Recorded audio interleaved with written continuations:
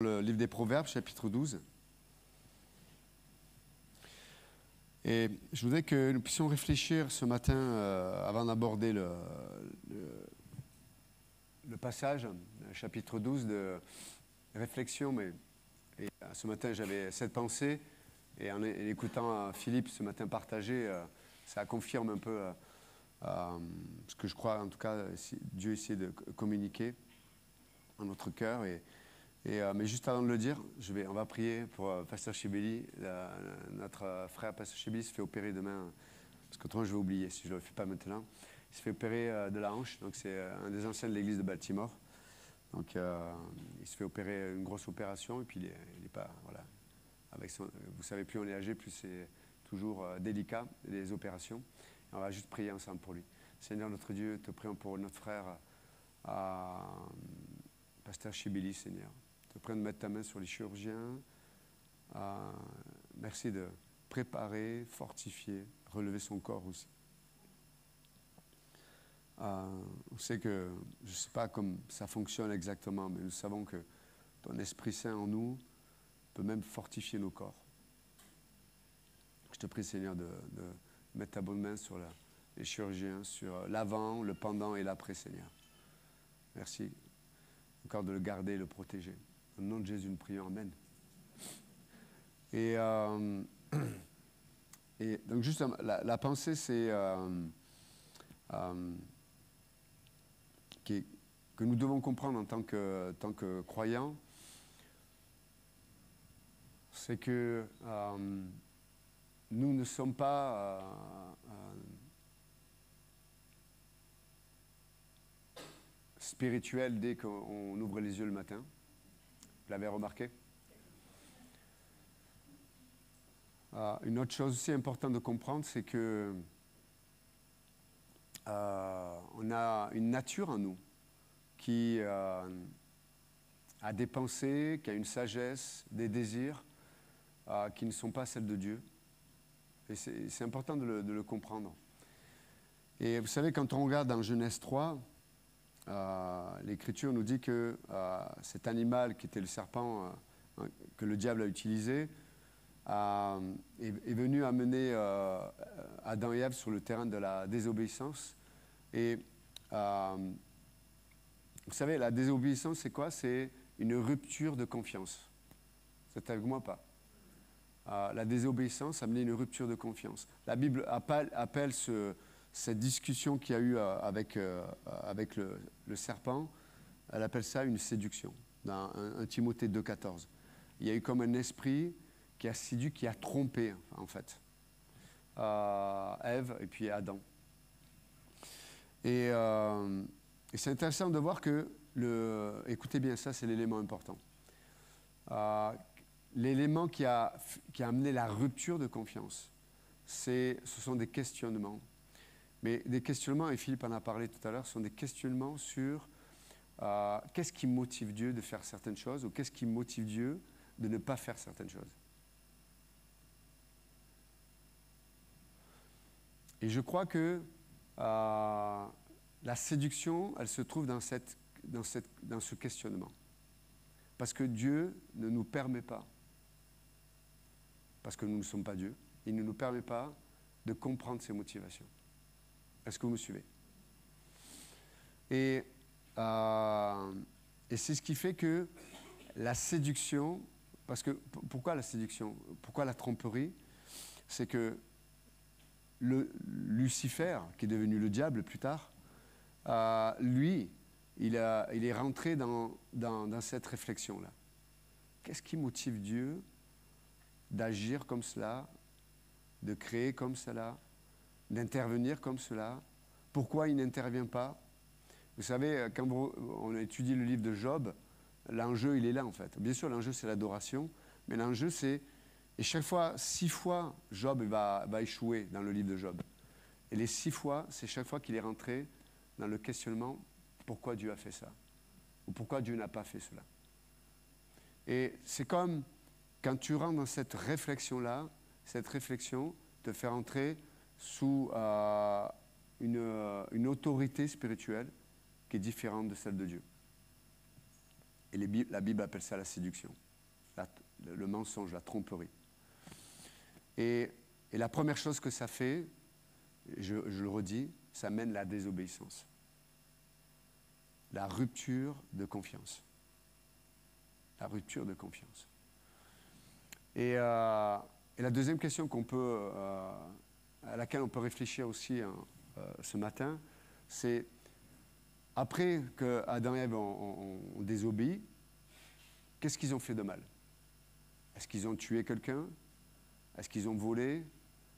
Qu'est-ce qu'ils ont fait de mal?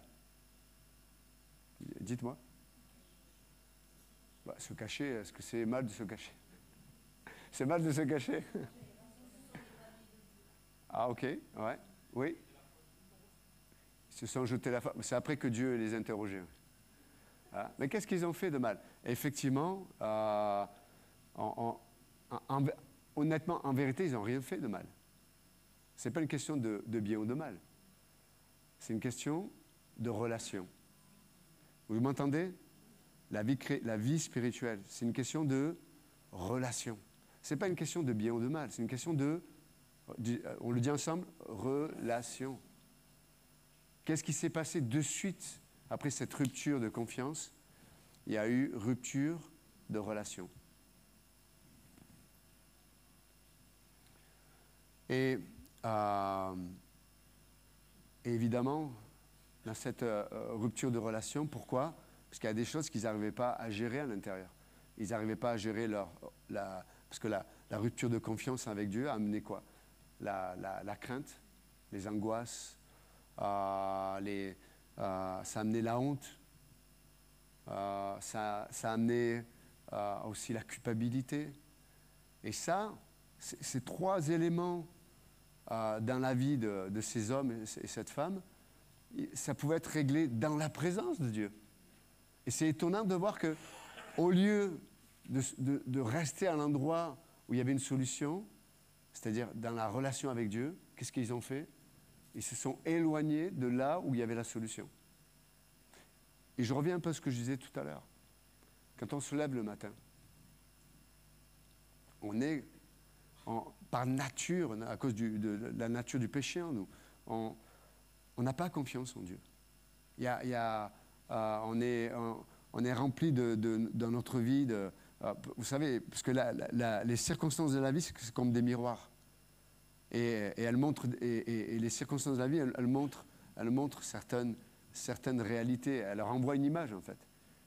Il y a certaines situations qui renvoient à la culpabilité, il y a certaines circonstances qui renvoient à la honte, il y a certaines circonstances qui nourrissent la crainte et les angoisses.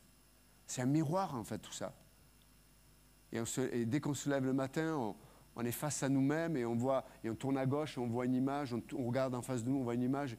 Et malheureusement, on a tendance à faire comme Adam et Ève, à être complètement dépendant de Dieu, en pensant qu'on peut changer l'image que l'on voit. Et il y a beaucoup de gens qui passent leur temps à essayer de changer l'image que la vie et les circonstances leur envoient. Mais plus on essaie, plus on va avoir les traits définis de ces images. Plus en plus de culpabilité, de plus en plus d'angoisse et de crainte qui font que les gens vont après trouver des issues dans des addictions, dans des passions, dans plein de choses. Mais ça ne règle pas le problème. Il y a tellement de gens qui vivent dans la honte. Ils ne se supportent pas, en fait. Ils ne s'aiment pas. Parce que peut-être ils ont été blessés, peut-être certains ont été abusés, certains ont été rejetés, peu importe. Mais ils ne supportent pas de voir leur image. Et c'est pour ça qu'ils n'ont aucune capacité pour aimer les autres.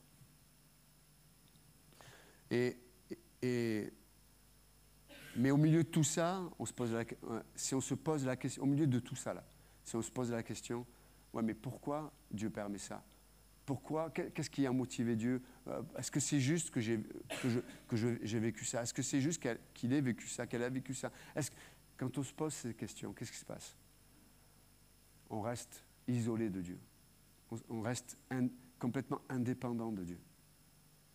On appelle ça la séduction.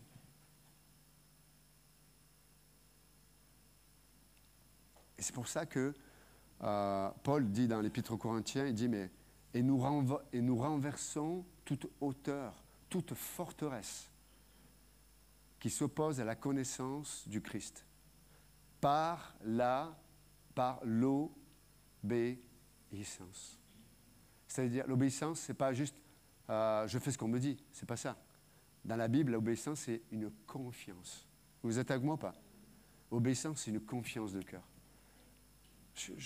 Je reconnais que ce que je vis, ce que j'entends que les autres vivent, ça me dépasse. Ça me dépasse. Je ne sais pas pourquoi Dieu permet pas, ça me dépasse. Mais je ne veux pas chercher à me placer dans des choses qui sont trop hautes pour moi. Vous comprenez ce que je veux dire? Et de se dire, Seigneur, je veux te faire confiance. Je veux te faire confiance. Je crois ta parole. Je me nourris de ta parole.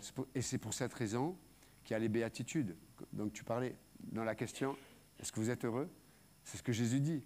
Heureux les pauvres en esprit. Heureux, etc. Il donne les béatitudes, c'est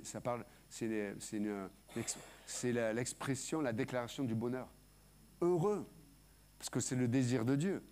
C'est qu'on soit dans les béatitudes, qu'on soit heureux. Mais comment? En reconnectant la confiance avec Dieu. Et comment reconnecter cette confiance avec Dieu? Je reviens un peu à ce qu'on dit dimanche dernier. En étant d'accord, en croyant, même si je ne comprends pas tout. N'oubliez pas, le diable a dit, manger l'arbre de la connaissance du bien et du mal, ça veut dire que vous allez limiter Dieu et tout à ce que vous comprenez. Et c'est pour ça que l'homme est insatiable dans sa connaissance. On veut connaître, on veut savoir, on veut connaître, on veut prouver, on veut... Mais en vérité, plus tu es spécialiste d'un domaine, plus tu restes que on ne sait pas. En astrophysique, on sait beaucoup de choses, mais quand tu considères la masse d'éléments qu'on devrait connaître, on réalise qu'on ne connaît rien. Même en médecine, on a fait des progrès extraordinaires. Et pourtant, il y a des millions de gens qui meurent du cancer. Ou de maladies diverses et variées. Et donc, dans plein de domaines, on a plein de connaissances. Mais en vérité, plus la connaissance apparaît, plus on voit qu'on manque de connaissances. Et ce sera une réalité jusqu'à la fin des temps. Par contre, ce qui peut régler le problème, c'est la confiance. Le mot confiance, en latin, c'est avec foi. Avec foi. Seigneur, je ne comprends pas tout, mais avec foi, je te fais confiance. Et c'est pour ça que le psalmiste a trouvé son repos dans le psaume 23 et dans le psaume 1. Mais dans le psaume 1, il dit, mais heureux, béatitude, heureux, bonheur, heureux qui médite. Qui médite. Pourquoi il médite? La parole de Dieu, en fait. Et qui jour et nuit la serre dans son cœur. Car il est comme un arbre planté près des eaux. Un arbre dans le désert, il va être sec, il ne portera pas de fruits, normalement. Mais un arbre au bon endroit, là où il y a une source intarissable, qu'est-ce qui se passe? Il va respecter les saisons, il va porter de bons fruits, il va être nourri et il va nourrir les autres. Vous comprenez? Il va être nourri, mais il va nourrir les autres. Pourquoi? Il est heureux. Mais je ne peux pas méditer la parole de Dieu si je suis rempli dans ma tête de parasites. Il y a plein de choses qui me parasitent. Et je reviens, ce qui me parasite, c'est quoi? La séduction, la désobéissance, rupture de confiance.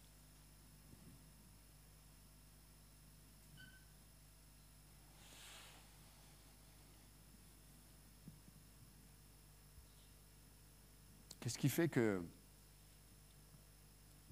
quand la parole de Dieu déclare quelque chose, qu'est-ce qui fait que des fois je ne suis pas ce que Dieu dit? Parce que je me dis, mais si je ne garde pas ça dans mes mains, sous mon contrôle, je vais perdre. Si je ne garde pas une relation ou une mauvaise habitude ou des choses en fait qui me remplissent et en même temps, vous savez qu'est-ce qui se passe dans le monde? on se nourrit de beaucoup de choses qui sont il y a beaucoup dans la nourriture actuelle, il y a beaucoup de choses qu'on aime, qui sont bons au goût, mais qui sont toxiques pour le corps. On reconnaît par exemple le sucre, il est reconnu que c'est un poison et une drogue d'ailleurs, qui empoisonne le corps humain jour après jour. Et pourtant, moralement, il n'est pas condamnable, ce n'est pas un problème le sucre. Mais l'utilisation qu'on en fait, ce n'est pas le sucre le problème, c'est l'utilisation qu'on en fait. Et comment il a été raffiné, tout ça, mais je ne rentre pas dans les détails, mais ça te tue petit à petit. Vous comprenez ce que je veux dire? Et c'est pour ça que Dieu nous amène toujours par sa parole. C'est ce que Jésus disait sans cesse à ses disciples. Qu'est-ce que les gens disent de moi, mais vous, qu'est-ce que vous dites de moi? Qui je suis en fait pour vous? Je suis qui pour toi? La parole de Dieu, et cette confiance avec foi. Avec foi. Et la foi est nourrie comment? Ben, je ne vous cache pas, ce matin on est en famille, personne ne nous voit, il n'y a pas YouTube, rien du tout. Mais je me lève le matin et dans ma nature, je suis indépendant de Dieu. Je pense, mes émotions, mes pensées, des fois ça part dans tous les sens. Et Dieu me dit, mais est-ce qu'on rétablit la confiance? Il dit, mais comment, Seigneur? Ma parole. Ma parole. Ma parole. Tu sais, c'est un peu comme ce que dit Jésus quand sa mère et sa famille viennent le voir. Il dit, mais non, qui est ma mère, qui sont mes frères? C'est ceux qui écoutent ma parole, qui la gardent.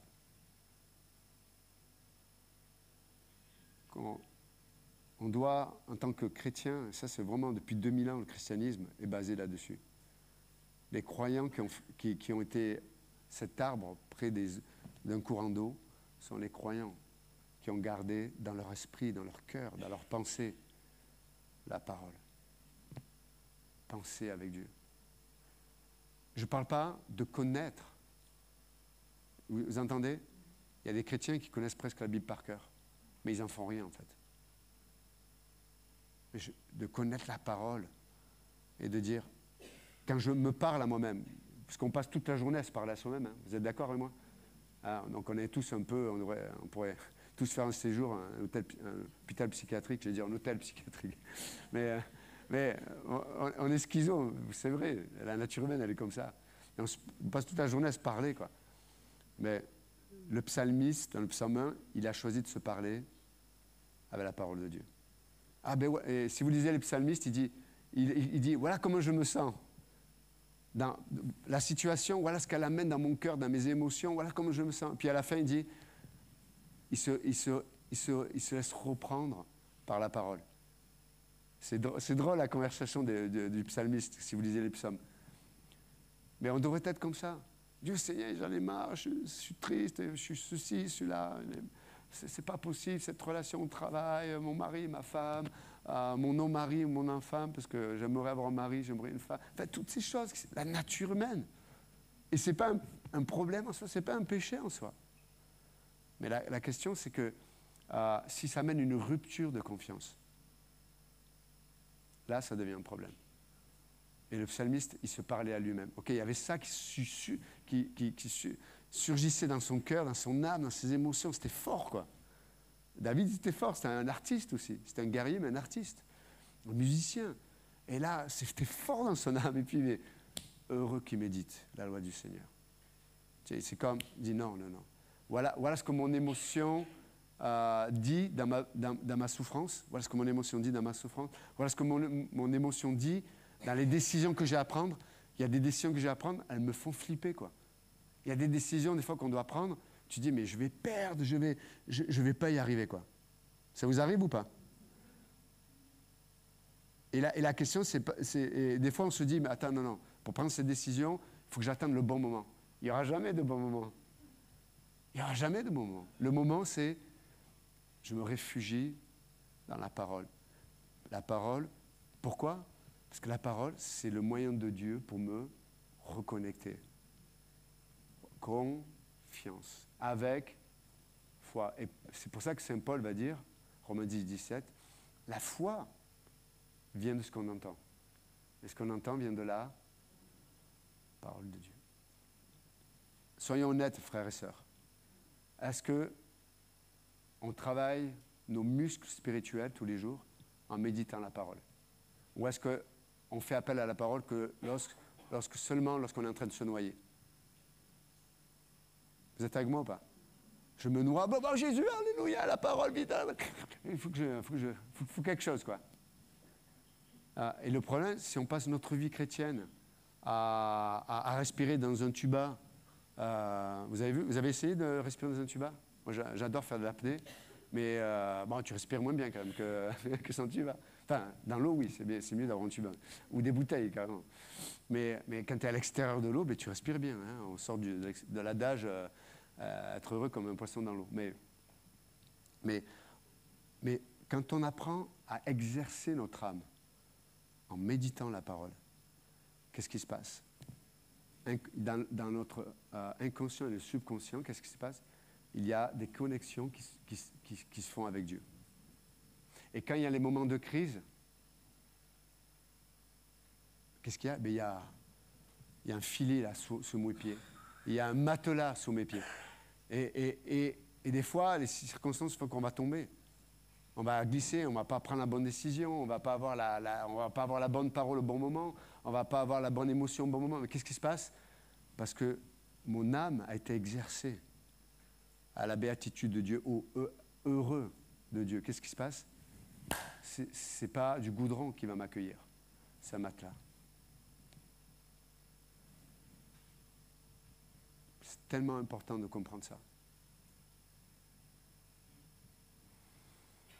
Donc, faisons attention de ne pas rentrer dans le champ de la séduction, de demander à Dieu des comptes sur qu'est-ce qui le motive de faire ceci ou qu'est-ce qui le motive de ne pas faire cela.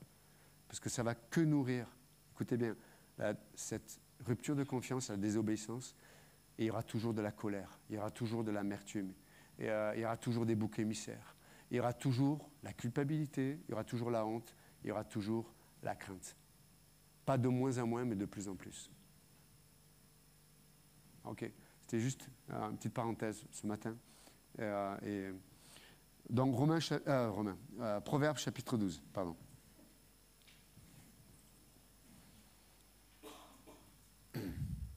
Verset 8. Un homme est estimé en raison de son intelligence, et celui qui a le cœur pervers est l'objet du mépris. Donc déjà, c'est intéressant de voir que l'auteur, là, il parle comment un homme, quand je dis un homme, c'est un être humain, un homme-femme, quel regard portent les gens sur nous. Et il dit que, là, dans le verset 8, il dit, mais un homme est estimé, c'est-à-dire il est valorisé, il est reconnu positivement en raison de son intelligence. Okay? Donc on pourrait se dire, ok, est-ce que ça veut dire qu'il faut avoir une capacité cognitive? Est-ce qu'il faut être... c'est l'instruction, c'est d'avoir un doctorat en reconnaissance d'autrui, enfin d'autrui, pas le porc, hein, les autres. Mais c'est intéressant parce qu'il fait une opposition entre l'intelligence et la moralité.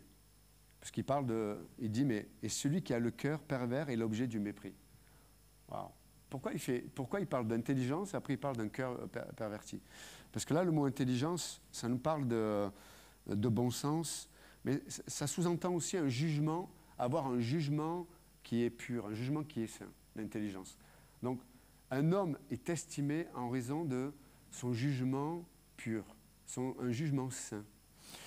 Et ça amène cet homme ou cette femme à être littéralement crédible. Être crédible. Tu sais, c'est comme quelqu'un qui... tu vois sa vie, quelqu'un qui dépense son argent n'importe comment, qui, dès qu'il a un peu d'argent, au lieu de le mettre de côté parce qu'il a un projet d'acheter une voiture, s'il n'a pas de voiture, il a besoin d'avoir une voiture, mais dès qu'il a de l'argent, il va s'acheter une nouvelle télé, un jeu vidéo, des nouvelles chaussures, un nouveau t-shirt, shirt. Enfin, il passe tout son temps à dépenser son argent et il passe tout son temps à dire aux autres qu'il faut absolument qu'il achète une voiture. Et après, la personne vient me voir et dit, mais écoute, tu pourrais m'avancer l'argent? Est-ce que vous allez lui prêter? Moi, personnellement, je ne lui prêterai pas. Ah, ok? Parce que je sais que aussitôt que je vais lui prêter, il ne va pas acheter une voiture. Je vais le voir avec de nouvelles chaussures. Hé, t'as vu, une nouvelle chaussure? Mais je te prêtais l'argent. Alors, regarde ma montre. Oh là là, regarde, 3 carats et... Ouais. Tu vois? La personne n'est pas crédible. Oui ou non? Vous êtes avec moi? Posez la question à votre voisin. Est-ce que la personne... Est-ce que tu lui prêterais l'argent à cette personne? OK? OK. Tiens, attendez. Non, mais on va continuer.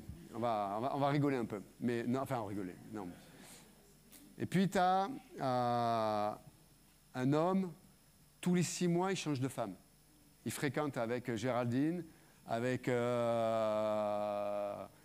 Gwendoline, c'est des noms que je prénomme en général, c'est difficile à trouver, avec Marcelette, avec tous les 3 mois, 6 mois, il change.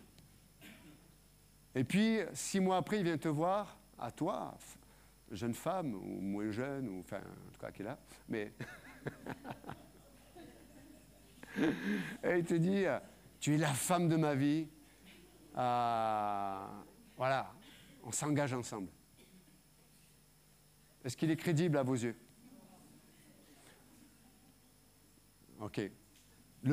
Écoutez-moi, est-ce que le bon sens va vous pousser à dire, non mais attends, je ne vais pas m'engager avec la grignote là, parce que dans 6 mois, c'est au revoir. Hein.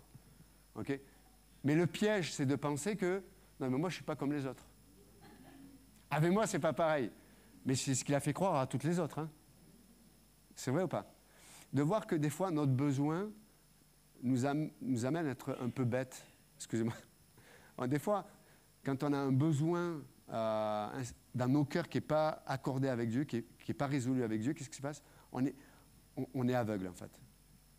On est aveugle. Et quand tu es aveugle, qu'est-ce qui se passe?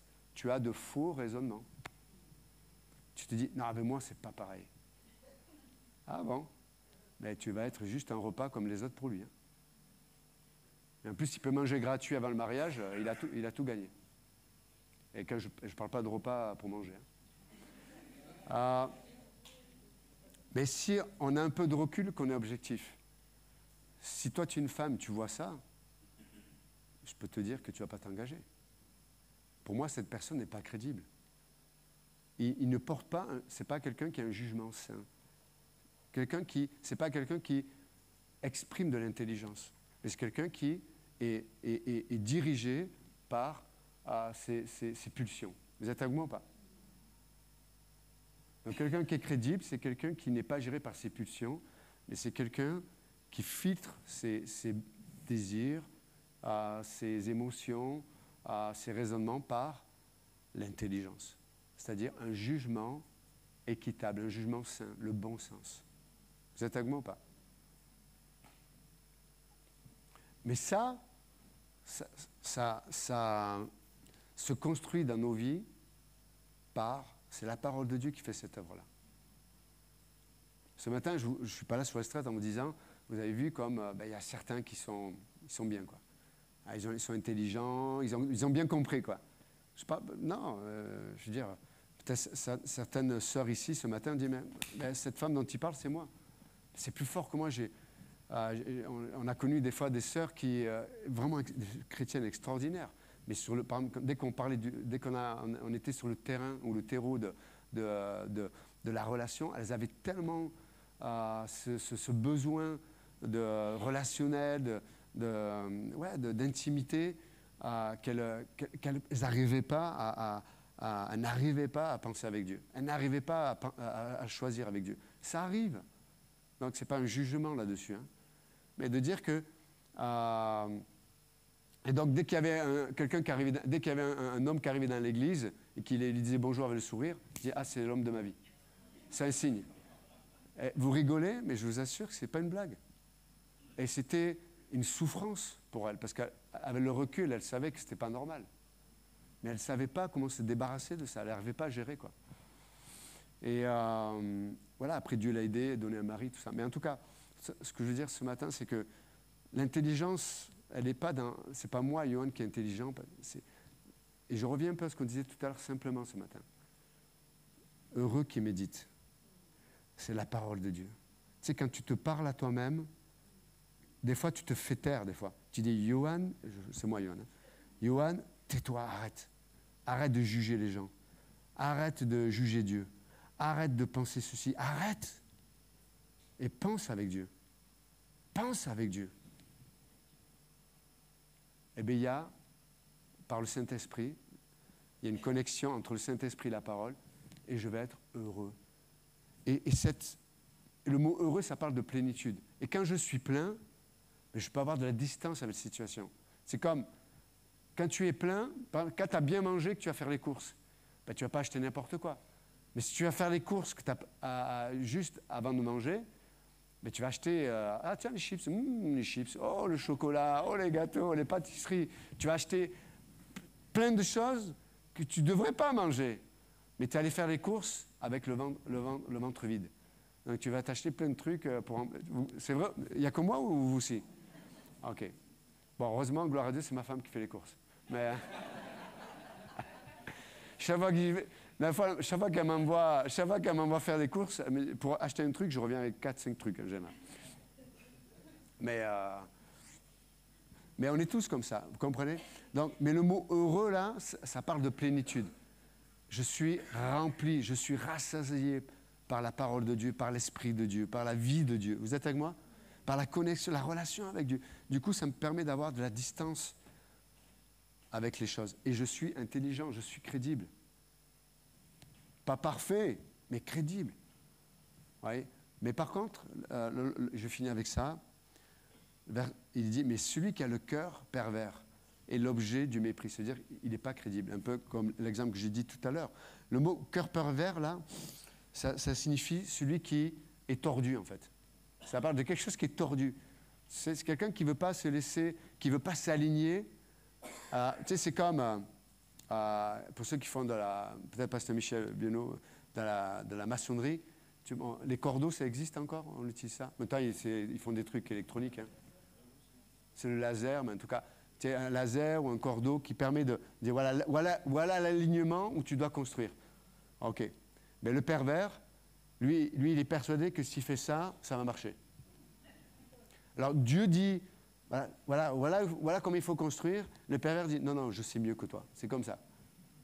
Et il a le cœur tordu, en fait. Qu'est-ce qui se passe? Il n'accepte pas les définitions de Dieu, en fait, c'est ça. Il a le cœur pervers. Donc et c'est pour ça que le mot pervers il est associé dans notre culture très souvent aux gens dans la pédophilie, dans la façon de gérer la nature et dans la sphère de la sexualité en général, ou de la moralité. C'est souvent ça. Pourquoi? Parce qu'il a dévié de ce qui était droit. Vous voyez? Toucher un enfant, c'est tordu. Oui ou non? C'est évident, c'est tordu. Mais pour le pervers, c'est droit. Pourquoi? Parce qu'il ne s'est pas arrêté d'affirmer ou de donner ses propres définitions. Et il s'est perdu en lui-même. Mais là, dans le contexte, ça ne parle pas de la perversion sexuelle. Ça parle de la perversion de pensée, de moralité, etc. En tout cas, juste de dire ce matin, vous êtes, je suis persuadé, ces hommes et ces femmes intelligentes. Hein? Vous êtes ces hommes et ces femmes qui vivent dans le heureux de Dieu. Vous êtes ces poissons, ces poissons. Dans l'eau, vous entendez? On l'entend. OK. Vous êtes ces poissons dans l'eau. OK. Et ça, c'est glorieux. Pourquoi? Parce qu'on choisit de se parler et donc de parler à notre cœur avec la pensée de Dieu. Et ça, c'est glorieux. Et ça, c'est glorieux. Et ce qui est pervers en moi, parce qu'il y a des choses pervers en moi, et comment toi, ne me dis pas, ah ouais, toi, ah ouais, non, vous aussi. Vous aussi. C'est la nature humaine, OK. Eh bien, ce qui est tordu en moi, pour le dire autrement, laissons la pensée de Dieu, la parole de Dieu faire. Elle peut ramener ce qui est tordu. Ça, c'est glorieux. OK, Seigneur, merci encore ce matin pour ta parole. Merci pour ta pensée. Merci pour le désir et même le cri de ton cœur de nous rapprocher par la confiance. On veut te faire confiance. On veut te croire ce matin. On veut te croire pour notre mariage. On veut te croire pour guérir notre passé. On veut te croire pour notre avenir. On veut te croire pour notre santé. On veut te croire pour l'éducation de nos enfants. On veut te croire pour notre nation. On veut te croire, Seigneur, pour ce que tu fais au milieu de nous et à travers nous. On veut te croire. On a confiance en toi, Seigneur. Merci. Et si ce matin, quelqu'un ne connaît pas le Christ, si vous n'avez jamais mis votre confiance en lui, alors que, si vous le permettez, on peut fermer les yeux, juste donner l'opportunité, peut-être si quelqu'un ne connaît pas le Christ, vous n'avez jamais mis votre confiance en lui. Peut-être ce matin, vous dites, mais moi, je ne comprends pas tout, mais je ressens qu'il y a quelque chose là. Mais c'est la présence de Dieu. La Bible dit que le Christ nous appelle à le connaître. Pas faire partie d'une église, pas faire partie d'une religion, mais rentrer dans une relation avec lui. Et je vous rappelle que le Christ, Dieu qui s'est fait homme, est mort pour vos péchés. Et il est ressuscité d'entre les morts. On va fêter la Pâque la semaine prochaine, ça parle de la résurrection du Christ.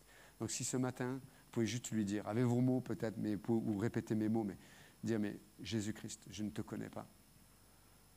Peut-être je connais plein d'informations sur toi, mais je ne te connais pas personnellement. Viens dans mon cœur, viens dans ma vie. Je te donne mon cœur, j'ouvre mon cœur, rentre-y. J'ai besoin que tu me sauves, j'ai besoin que tu sois présent. Je crois que tu m'aimes ce matin. Et je crois que tu es vivant. Je crois que tu es vivant. Tu es ressuscité d'entre les morts. Et je te donne ma vie, je te donne mon cœur. Et si ce matin vous avez fait cette demande, cette prière à Dieu, il a entendu. Et la Bible dit que si vous l'avez fait avec foi, avec sincérité, simplement, la Bible dit que Dieu fait de vous un enfant de Dieu.